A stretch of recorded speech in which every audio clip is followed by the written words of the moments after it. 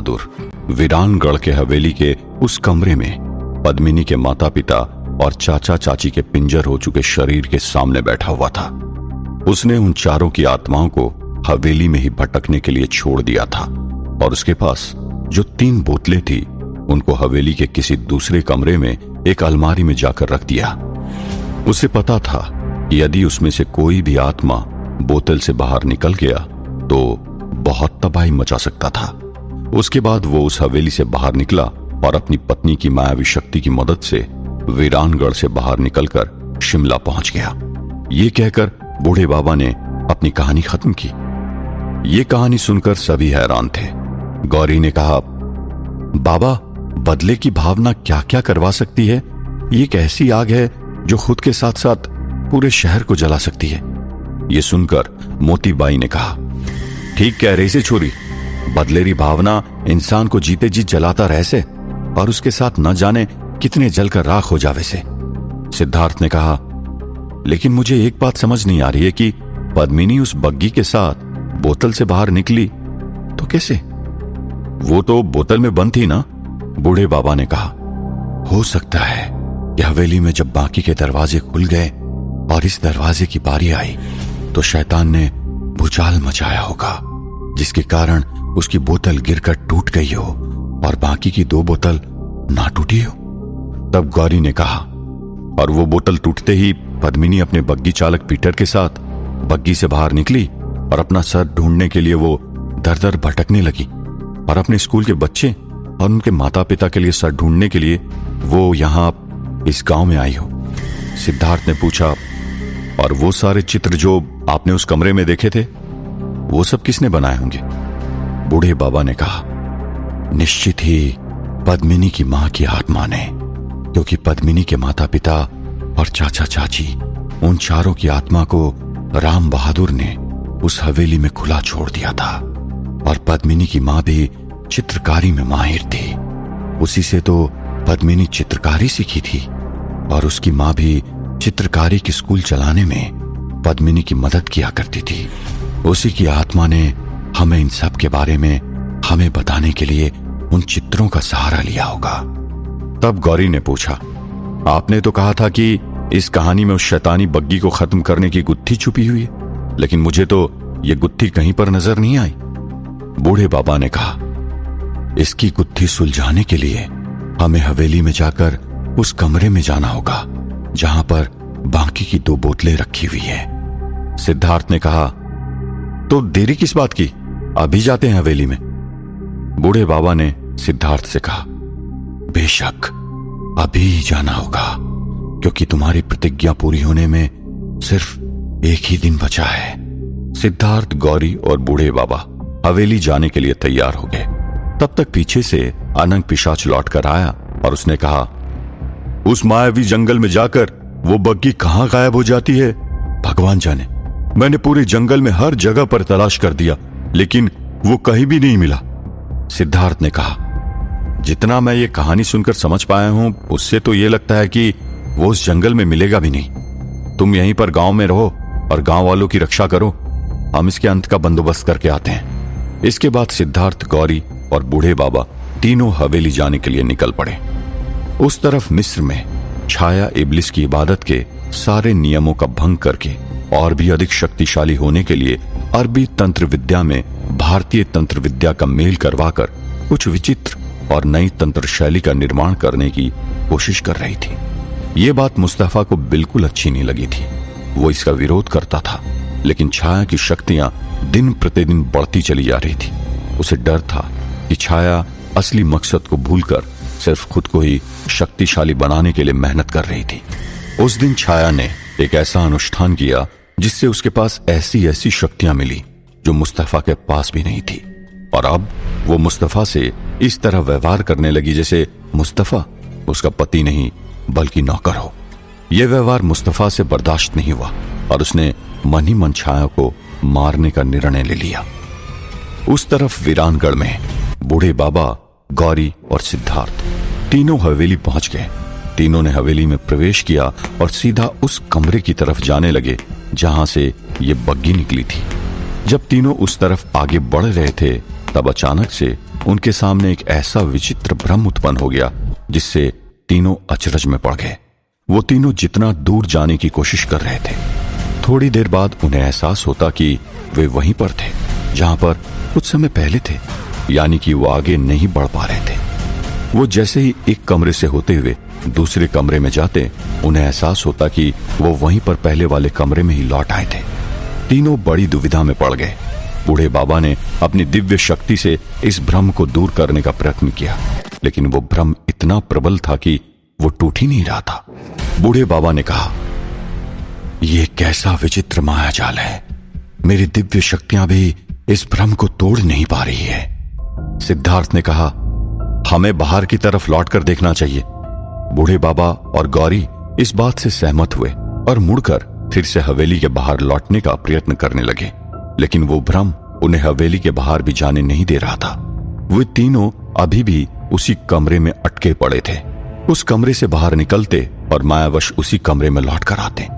गौरी ने कहा, यह तो हम बुरी तरह फंस चुके हैं, हमें किसी न किसी तरह यहां से बाहर निकलना ही पड़ेगा। तब अचानक से उस कमरे के दोनों दरवाजे बंद हो गए और तीनों कुछ प्रतिक्रिया कर पाए उससे पहले कमरे के आमने सामने की दो दीवारें एक दूसरे के करीब आने लगी। कमरा धीरे धीरे छोटा होता गया। ये देखकर तीनों घबरा गए। बूढ़े बाबा ने अपनी दिव्य शक्ति का उपयोग करके वहां से बाहर निकलने का फिर से प्रयत्न किया, लेकिन इस बार भी वो असफल रहे। इस बार बूढ़े बाबा ने अपनी दूसरी दिव्य शक्ति का प्रयोग करके उन दोनों दीवारों को करीब आने से रोकने का प्रयत्न किया। वो अभी भी असफल रहे। उन्हें यह समझ में नहीं आ रहा था कि इन शैतानी शक्तियों के सामने उनकी दिव्य शक्ति विफल क्यों हो रही थी। दीवारें काफी करीब आ चुकी थी। अगर वक्त रहते उनसे कुछ ना हो पाया तो तीनों उन दीवार के बीच में पिस जाते। तीनों का दम घुटने लगा था। हवा की कमी हो गई थी। अब किसी भी वक्त वो तीनों उन दीवारों के बीच पिसकर मर सकते थे। बूढ़े बाबा को कुछ करना ही था। उन्होंने अपनी आंखें बंद करके अपने गुरु विश्वनाथ जी को याद किया और जैसे ही उन्होंने अपनी आंखें बंद की, उनके मानस में वो संवाद उभर आया जो उन्होंने अपने गुरु के साथ नदी किनारे बैठे बैठे की थी। उन्हें विश्वनाथ जी की ये बात याद आ गई जहां उन्होंने कहा था, जीवन में ऐसी कई परिस्थितियां आएगी जहां पर ये शक्तियां काम नहीं करती हुई प्रतीत होगी, लेकिन याद रखना कि इन शक्तियों से भी अधिक शक्तिशाली और एक चीज है, वो है मनुष्य का मन। मन से अधिक शक्तिशाली और कुछ भी नहीं। अनंत योजना बड़े, अनंत कोटि ब्रह्मांड भी जिसमें समा सकते हैं, वो मनुष्य का मन ही है। सारे कर्मों का लेखा जोखा मन से ही उत्पन्न होता है। मन ही सुख दुख भोगता है और मन ही उससे मुक्त हो सकता है। मन मनुष्य की आत्मा का प्रतिबिंब है और वो आत्मा परमात्मा का अंश इस संसार के भ्रम से ब्रह्म तक की यात्रा मन से ही कर सकता है। इसलिए जब और कोई उपाय न बचे तब मन की शरण ही लेनी चाहिए। ये वाक्य याद आते ही बूढ़े बाबा ने अपनी आंखें खोली। इस बार उनकी आंखों में एक अलग सी चमक थी। जब दोनों दीवारें एकदम ही करीब आ चुकी थी, तब बूढ़े बाबा ने अपने मन को एकाग्र करते हुए एकाएक उद्घोष करते हुए कहा, मैं इस भ्रम को नकारता हूं। ये भ्रम हमसे अधिक शक्तिशाली नहीं है। इस भ्रम को इसी क्षण टूटना ही होगा। मेरा मन इस माया से कहीं अधिक शक्तिशाली है। उसी शक्ति से मैं इस भ्रम को तोड़ता हूं। ये कहकर बूढ़े बाबा ने अपने करीब आए हुए दीवार को हाथ लगाया। उनके हाथ लगाते ही वो भ्रम टूट गया। अचानक वे दोनों दीवार पहले जहां पर थी वहां पर आ गई। कमरे के दरवाजे भी खुल गए और उनके आगे जाने का मार्ग प्रशस्त हो गया। बूढ़े बाबा के चेहरे पर एक अलग प्रकार का तेज उमर आया था। सिद्धार्थ और गौरी बूढ़े बाबा के चेहरे को देखकर आश्चर्यचकित हो गए। उन्होंने बूढ़े बाबा के चेहरे पर ऐसा तेज पहले कभी नहीं देखा था। उन दोनों ने बूढ़े बाबा को हाथ जोड़कर प्रणाम किया। तब बूढ़े बाबा ने उनसे कहा, जिस तरह मेरा मन शक्तिशाली है, उस तरह तुम सबका मन भी उतना ही शक्तिशाली है।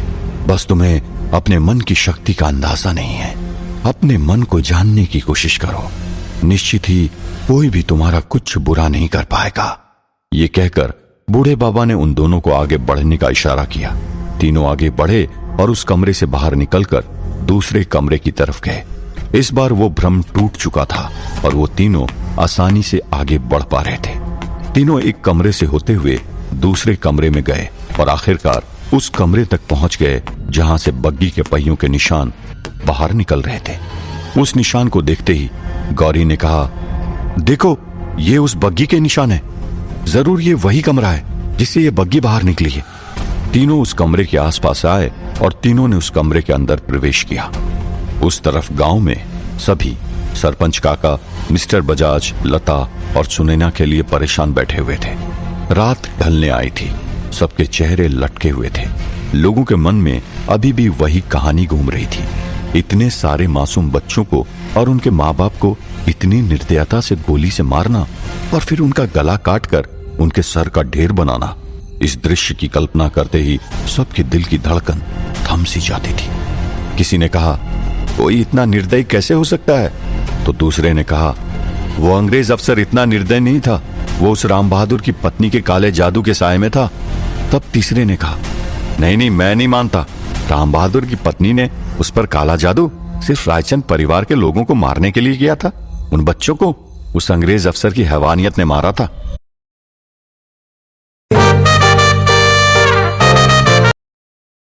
तब चौथे ने कहा, हाँ, लेकिन उसकी हैवानियत काले जादू के साए से और भी भड़क उठती थी। तब मोतीबाई ने कहा, अरे बस करो, जैसा भी हुआ हो, जो होना था सो हो गया से। अब इस बात रे ऊपर दलील करने की कोई दरकार ना से। मारे को चंदू से भी ज्यादा चिंता सिद्धार्थ री से। यदि एक दिन रे अंदर अंदर मनुष्य बग्गी को पकड़ने में सफल रहा तो वो अपनी प्रतिज्ञा पूरी करने वास्ते जरूर आग में कूद जावेगा। ये किसी भी तरह ना होना चाहिए। तब मोहन ने कहा, हम ऐसा नहीं होने देंगे दादी साहब, और मेरा दिल कहता है कि एक दिन के अंदर अंदर ये मामला सुलझ जाएगा। पिताजी और उनके साथ गए हुए सभी सही सलामत लौट कर आएंगे। सभी ने मोहन की बातों में सहमति दिखाई।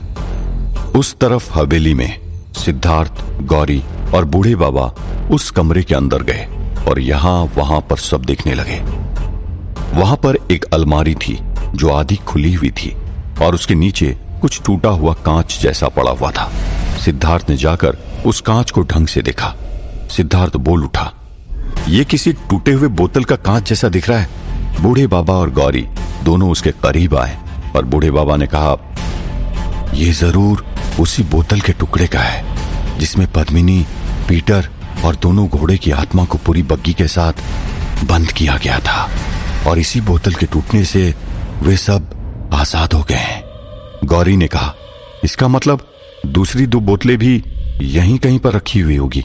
ये कहकर गौरी ने अलमारी खोली और अंदर झांक कर देखने की कोशिश की। जैसे ही उसने सामने देखा, उसे वहीं पर दो बोतल नजर आई। गौरी ने उत्साहित होकर कहा, ये देखो, वही दो बोतल है। बूढ़े बाबा और सिद्धार्थ ने देखा और बूढ़े बाबा ने कहा, हाँ, ये वही दो बोतल है। इसमें से एक गोविंद सिंह रायचंद की आत्मा है और दूसरी बोतल में उन स्कूल के बच्चे और उनके माँ बाप की आत्माएं हैं। सिद्धार्थ जैसे ही उन बोतलों को उठाने गया, तब अचानक पीछे से किसी की आवाज आई, अपनी जान प्यारी है तो वहीं पर रुक जाओ। तीनों ये आवाज सुनते ही चौंक उठे। उन्होंने जैसे ही पीछे देखा, उन्हें साया दिखा जो दरवाजे पर खड़ा था। वो साया धीरे से कमरे के अंदर आया। बूढ़े बाबा ने बुलंद आवाज में पूछा, कौन हो तुम? उस साये ने कहा, इस वक्त तुम्हारी मौत। बूढ़े बाबा उसे देखते ही समझ गए कि वो कौन था। उन्होंने कहा, अपने परिवार और खुद को तो बचा नहीं सके, दूसरों को क्या मारोगे? ये सुनकर वो साया क्रोधित हो गया और बूढ़े बाबा को मारने के लिए उनकी तरफ दौड़ा।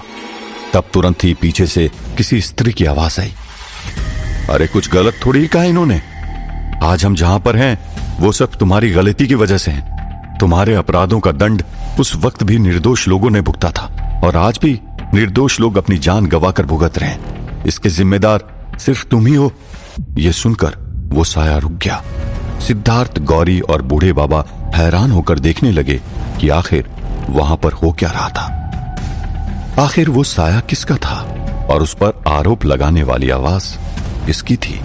क्या सिद्धार्थ, गौरी और बूढ़े बाबा इस संकट का समाधान ढूंढ पाएंगे? इन तीनों की अनुपस्थिति में गांव पर वो शैतानी बग्गी क्या कहर ढाने वाली थी? क्या मुस्तफा छाया को मारने में कामयाब हो पाएगा? या छाया के सामने उसे झुकना होगा। जानने के लिए सुनते रहिए वीरानगढ़।